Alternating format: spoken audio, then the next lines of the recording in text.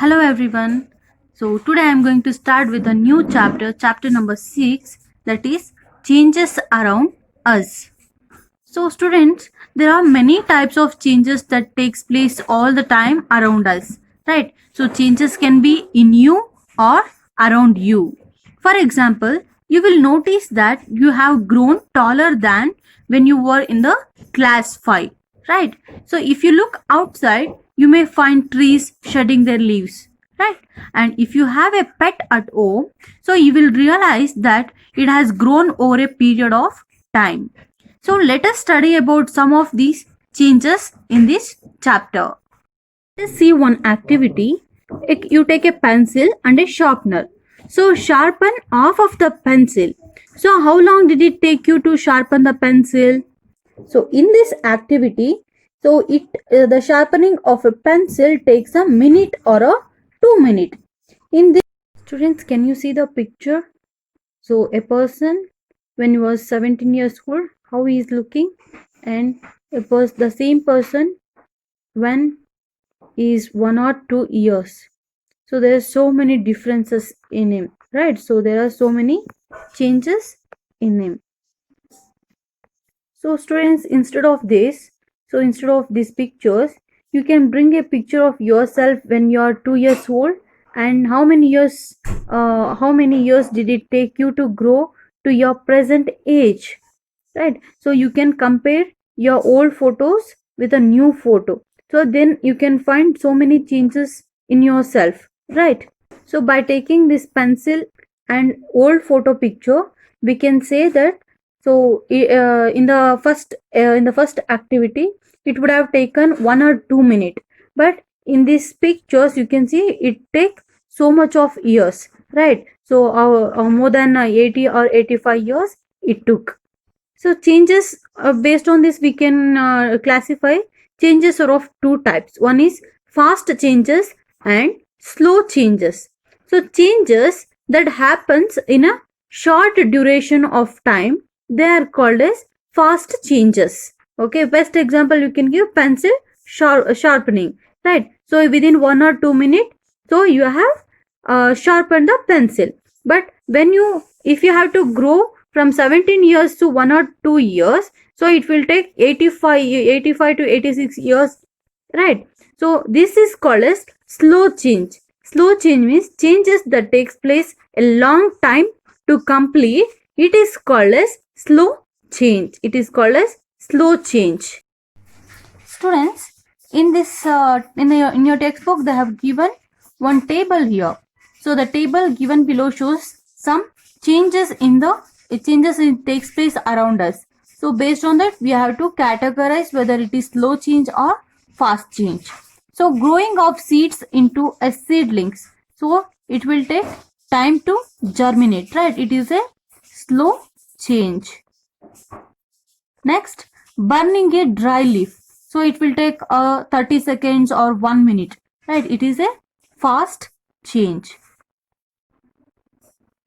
Next, growing hairs.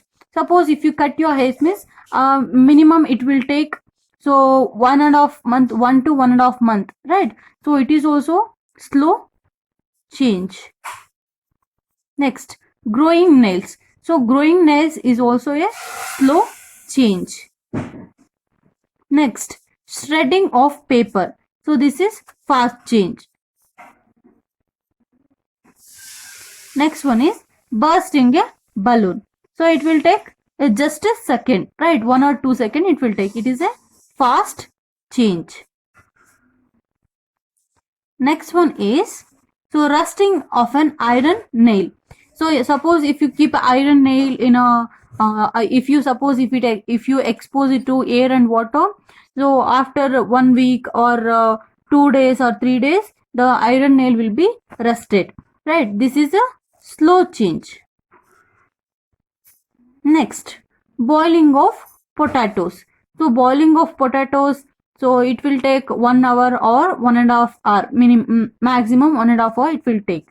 So this is also a fast change, right? So based on the changes, so we can classify, so according to this that is slow change and a fast change.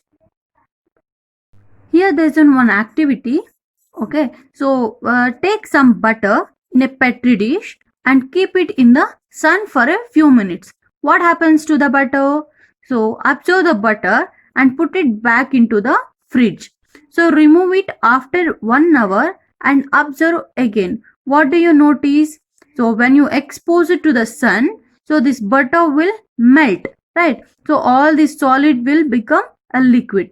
And when you keep this liquid butter in a fridge, so after 1 to 1.5 hour, so again it will become a solid, right? So based on that we can say, so some of the materials are some of the changes are reversible. Now we'll study about what is reversible and irreversible changes. So based on this activity we have performed, show that the original material you started with, it could be obtained back at the end of the experiment, right? Here we got the butter again, we got the butter back, right? So this so in other words the change could be reversed. ಅಂದ್ರೆ ಇದನ್ನ ನಾವು ವಾಪಸ್ ಪಡ್ಕೋಬಹುದು. ಈಗ ಬಟರ್ನ ನಾವು heat ಮಾಡಿದಾಗ so we get it in the form of liquid.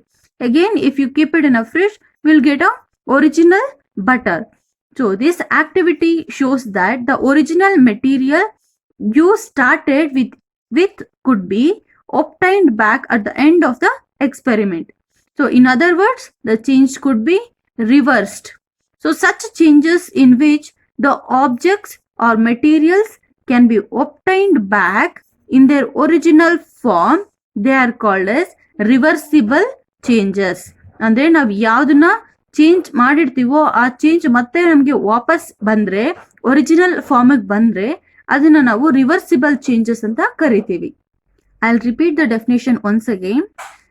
The changes in which the objects or materials can be obtained back in their original form, they are called as reversible changes. Other example we can give ice cubes. So when you expose ice cubes to, when you expose it to the surrounding environment, so it will melt. And if you take that water and you keep it in a fridge, again it will become a ice, right? That is a reversible change. You can change it from liquid to solid and solid to liquid, one form to other form, and it can come back to its original form. So that they are called as reversible changes. In the previous chapter you have learnt about different methods to separate constituents of a mixture. They are reversible changes. Some examples are as follows. Okay, we can get back salt or sugar that is completely dissolved in a liquid by heating. So we have learned the process crystallization, right? So we can get back salt or sugar that is completely dissolved in a liquid by heating.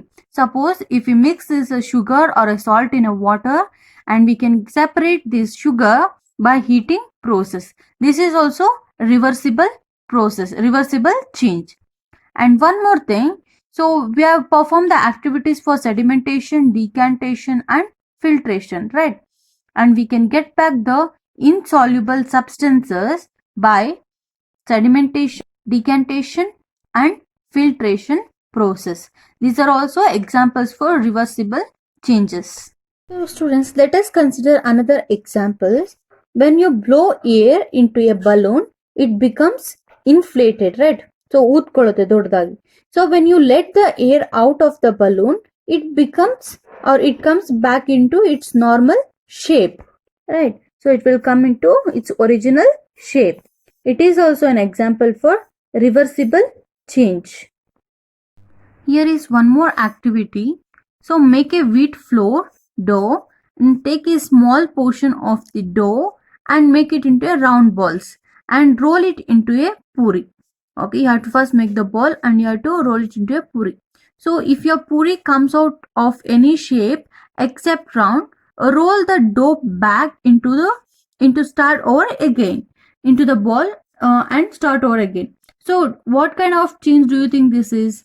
It is a reversible change, right? If the shape doesn't come in a round shape, so if the dough does not come in the round shape, you can again roll it into a ball, and again you can roll it into a puri, right? This is an example for reversible change. Let us learn about irreversible changes. At home, your mother fries a puri in oil. So, do you think it can be changed back into dough? No, it is not possible. And next, we'll take example. Break a chalk into two pieces. Can you join it back? No, it is not possible.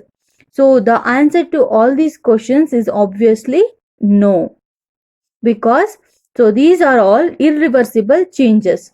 Irreversible changes means changes from which we cannot get objects or materials back in their original form. They are called as irreversible changes. They are called as irreversible changes. Once again, I'll repeat: the changes from which we cannot get objects or materials back in their original form. Suppose when you fried a puri in oil, you cannot get back the dough, right?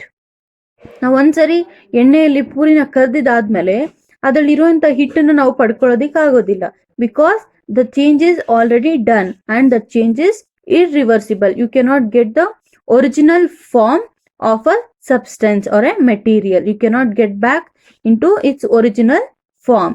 So these kinds of changes are called as irreversible changes. So one more activity for irreversible changes. Take a candle and light it. So with the help of a holder, a small piece of paper over the candle. Okay, you have to flame it. What happens to the piece of paper? So what is the name of the new substance form? When you burn the paper, you will get a ash, right? That is a new substance form here. So can you get the paper back from this substance? No, it is not possible. Once this paper has burned, it cannot be reverted back into its original form, paper. ಒಂದು ಸರಿ ಇದು ಆಶ್ ಆಗಿ convert ಆದ್ಮೇಲೆ you cannot get back the paper again, because the change is irreversible. You cannot replace this ash into a paper. Okay, this is an irreversible change. In some cases, irreversible changes results in the formation of new materials which may be desirable. So see here the new substance is formed, that is ash, and sometimes it may be useful. When you bake a mixture of flour, eggs, milk, sugar and butter, you'll get a cake. An example of the formation of a new material, and this kind of irreversible change is desirable, right? So we are getting a cake that is very useful for us. That is a desirable new material is obtained. Students, we'll take another example for when you leave your bike or bicycle out in the open for a longer time, so it get rusted alva, kilubu hidiyutte. So owing to the rains, cold and so on, this is an irreversible and undesirable change. Desirable means, so this is not good for us. This is both irreversible and undesirable. But cake, so it is irreversible, but it is a desirable change, but we can have the cake, right? That is useful for us. But rusting of this bike, it is not an desirable change, it is an undesirable change. So this is about reversible and irreversible changes. I hope all of you have understood. Thank you.